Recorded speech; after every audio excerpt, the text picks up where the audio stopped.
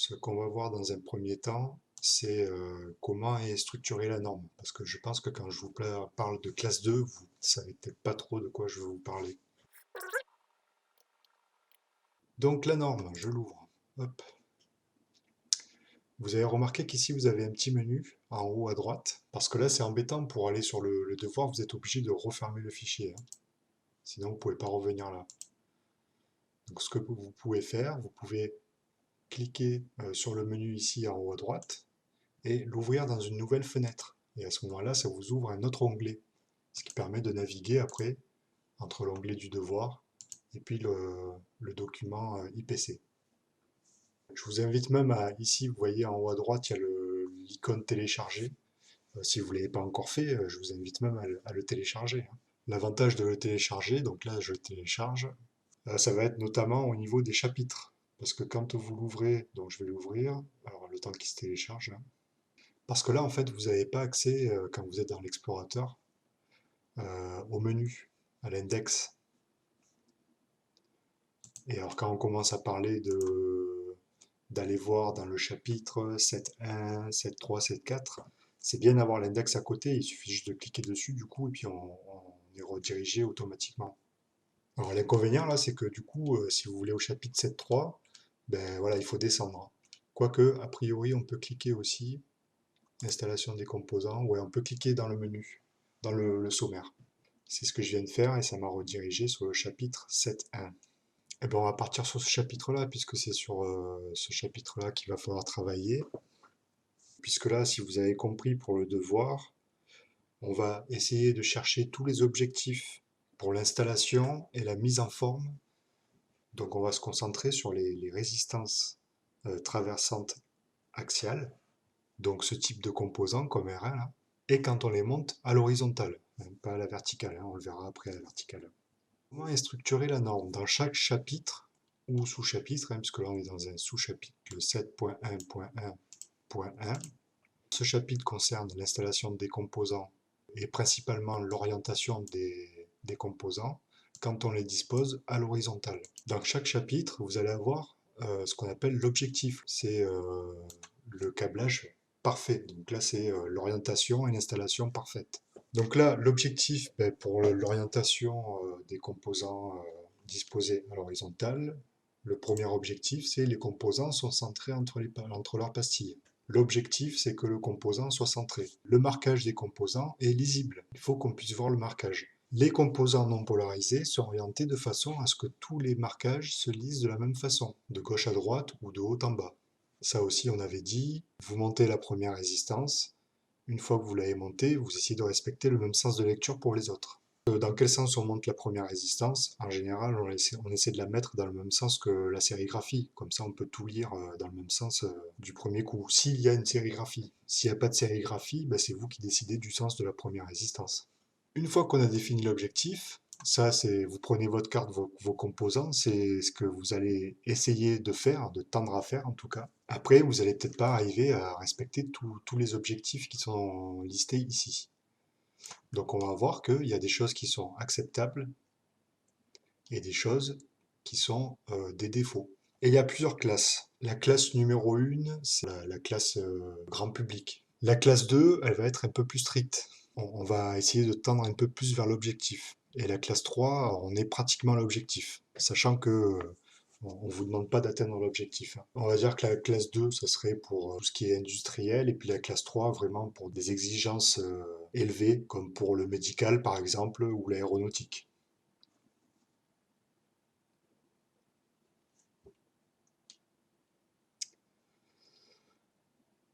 Euh, alors ici en l'occurrence, on voit qu'il y a les critères d'acceptabilité, en dessous les critères de défaut, et ils sont communs, ces critères, à toutes les classes, hein. Vous voyez, à chaque fois, il y a classe 1, classe 2, classe 3. Mais dans d'autres chapitres, vous verrez qu'il peut y avoir des critères d'acceptabilité pour la classe 1 et 2, par exemple, et puis d'autres critères d'acceptabilité pour la classe 3 qui sont un peu plus exigeants. Donc ce sera séparé en fait. Alors, qu'est-ce qui est acceptable en classe 1, 2 et 3? Alors, les composants polarisés et à plusieurs pattes sont correctement orientés. En cas de mise en forme et insertion manuelle, les symboles de polarisation sont lisibles. Tous les composants sont conformes et connectés aux bonnes, aux bonnes pastilles, pardon. Et les composants non polarisés ne sont pas orientés de façon à ce que tous les marquages se lisent de la même façon, de gauche à droite ou de haut en bas. Si vous avez mis votre résistance dans le sens inverse des autres, la résistance n'est pas polarisée, donc ça ne va pas gêner au niveau du fonctionnement. Par contre, pour lire sa valeur, ben, il va falloir tourner la carte, mais c'est acceptable.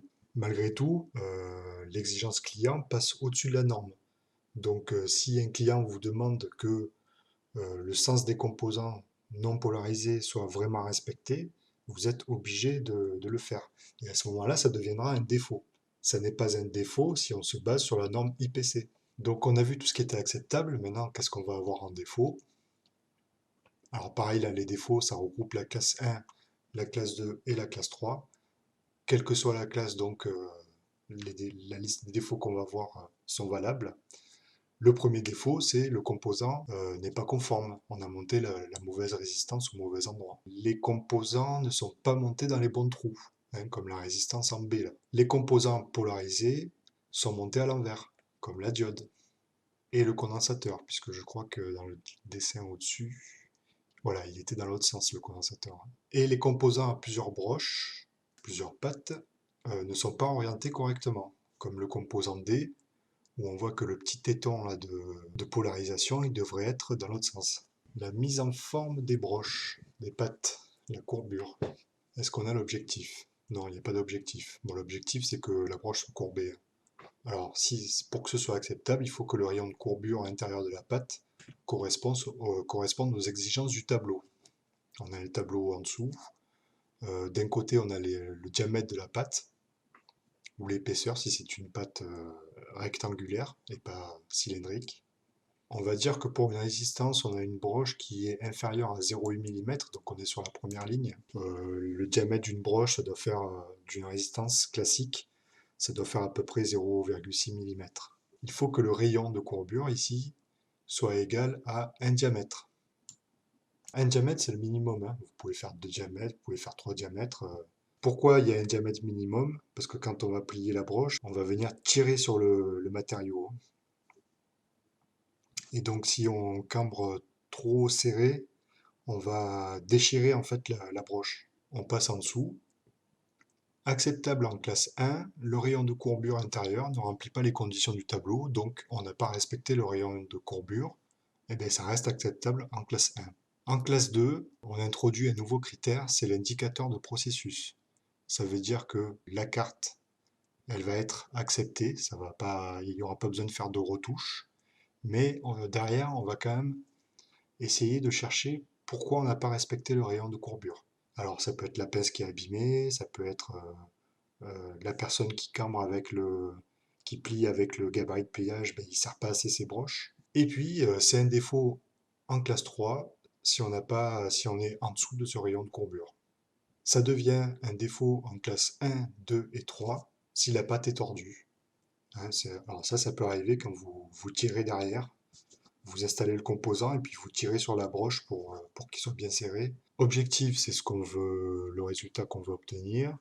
La classe 1, c'est la classe grand public, la classe 2, c'est la classe industrielle, et la classe 3, c'est la classe médicale et aéronautique et aérospatiale.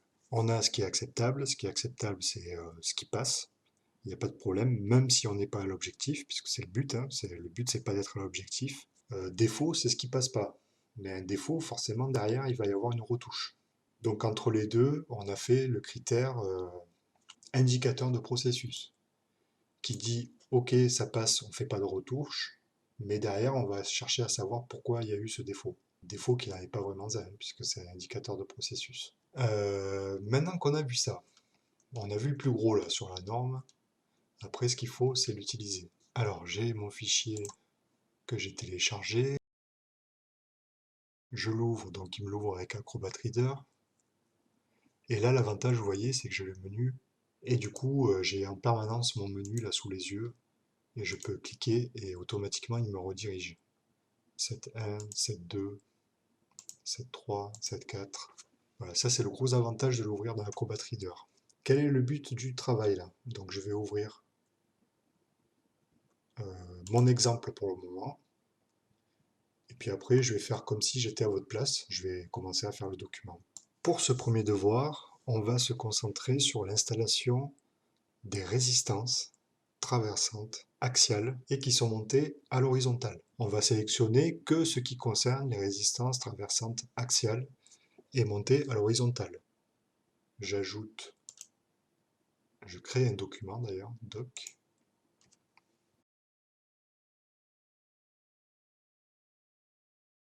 Voilà, on peut mettre un titre ou pas, hein. De toute façon, moi je sais à quoi correspond le document puisque vous l'avez mis dans ce devoir-là. Donc j'ai vu que il y avait des choses qui m'intéressaient dans le 7.1, donc je vais le mettre. J'ai vu qu'il y avait des choses qui m'intéressaient dans le 7.1.1. On va dire qu'on va pas descendre en dessous au niveau des chapitres dans le document. Dans l'orientation, je veux mettre mon image. Vous avez vu que là, vous ne pouvez pas copier-coller, hein, dans les images. Alors effectivement, vous pouvez aller ici, dans les notifications. Et là, si vous développez, voilà, j'ai ici capture d'écran. Et donc là, il ouvre ce qu'on peut ouvrir aussi. Je vous montre en appuyant sur les touches, du coup, logo Windows, image et S en même temps. Donc là, effectivement, donc je peux faire capture d'écran. Et à ce moment-là, je dessine un rectangle autour du dessin que je veux copier. Hop, là, il l'a mis dans le presse-papier. Je vais dans mon document, et là, je fais coller, et automatiquement, il me colle mon image. Alors, on peut faire soit une sélection rectangulaire, soit une sélection en personnalisant la forme. Par exemple, je peux faire ça. Voilà, et quand je le colle, du coup, ça a la forme que j'ai fait. Capture de fenêtre. Alors là, je vais choisir la fenêtre que je veux capturer. Alors, ça peut être mieux que la capture d'écran, parce que du coup, je peux capturer que ça, que cette partie-là. Du coup, pour recadrer, ça évite de, ça permet de recadrer plus rapidement. La meilleure solution, ça reste quand même la sélection rectangulaire, quoi. Voilà, et du coup, j'ai recadré mon image plus rapidement que si j'avais capturé tout mon écran. Alors, ben, pour ceux qui n'ont pas Windows 10, il faut à ce moment-là installer PicPic, vous avez vu, hein, dans la vidéo. Là, il est déjà installé, donc je peux le lancer directement. Nous, ce qui nous intéresse ici, c'est la capture d'écran par zone. Mais avant de faire ça, il faut ouvrir le document, parce que là, ça y est, je suis en mode capture zone. Là. Alors, une fois que j'ai lancé PicPic, il est ici, hein, vous le voyez, dans la barre d'état, dans la barre des tâches. Et donc, quand je clique dessus, je retrouve le menu. C'est un raccourci, en fait. Donc, avant de cliquer sur zone, il faut que je mette en avant mon document. À ce moment-là, je peux cliquer sur zone. Et là, la capture démarre. Donc, tant que je ne clique pas, il ne fait pas de capture. Je clique dans un coin de l'image, je déplace, vous voyez la sélection qui s'agrandit, et je clique dans l'autre coin de l'image, et là maintenant, mon image est capturée dans le presse-papier. Si je la colle, voilà, je l'ai là. L'avantage, c'est que ça zoome, c'est que on a des barres de sélection. Hein, si je le refais, voilà, on a des barres là en pointillé qui permettent de voir où est-ce qu'on cadre. Et puis effectivement, comme ça zoome, puis alors ça zoome, et puis avec le clavier, je peux même déplacer ma sélection avec les touches du clavier. Et puis au lieu de cliquer sur la souris, je peux appuyer sur Entrée, et ça m'a fixé mon premier point. Et là, pareil, je peux, avec le clavier, être super précis. Et pareil, j'appuie sur Entrée. Et là, du coup, j'ai vraiment mon image pile poil comme elle est dans la doc. Donc, objectif, je marque objectif, 2 points, je note donc ce qui m'intéresse. Ici, les composants sont centrés entre les pastilles, ça m'intéresse, ça concerne la résistance. Donc, les résistances sont centrées entre leurs pastilles. Ça, c'est OK. Le marquage des composants est lisible. Ça concerne ma résistance. Donc, le marquage de la résistance est lisible. OK. Les composants non polarisés sont orientés de façon à ce que tous les marquages se lisent de la même façon. ça concerne ma résistance, donc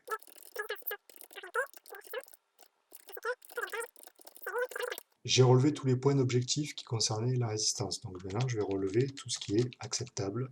Toujours pareil, je ne précise pas classe 1, 2 ou 3, puisque je suis censé travailler en classe 2. Les composants polarisés et à plusieurs pattes sont correctement orientés.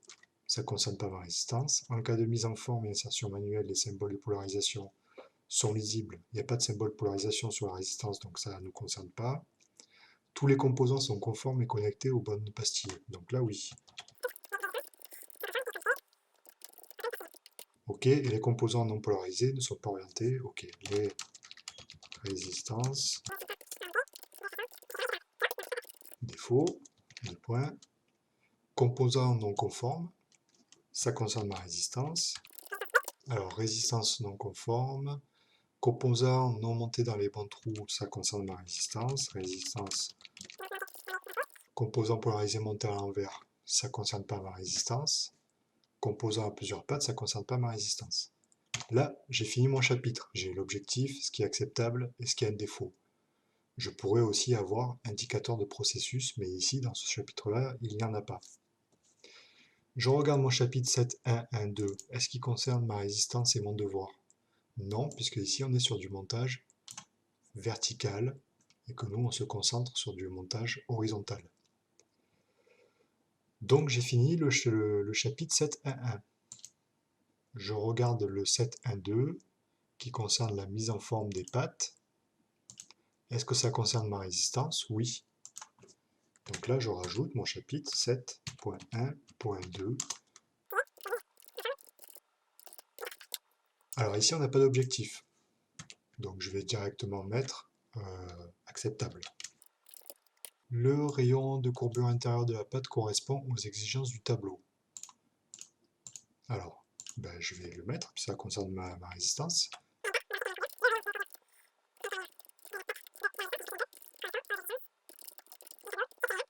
Là, j'ai l'indicateur de processus. Indicateur de processus, puisqu'on est en classe 2.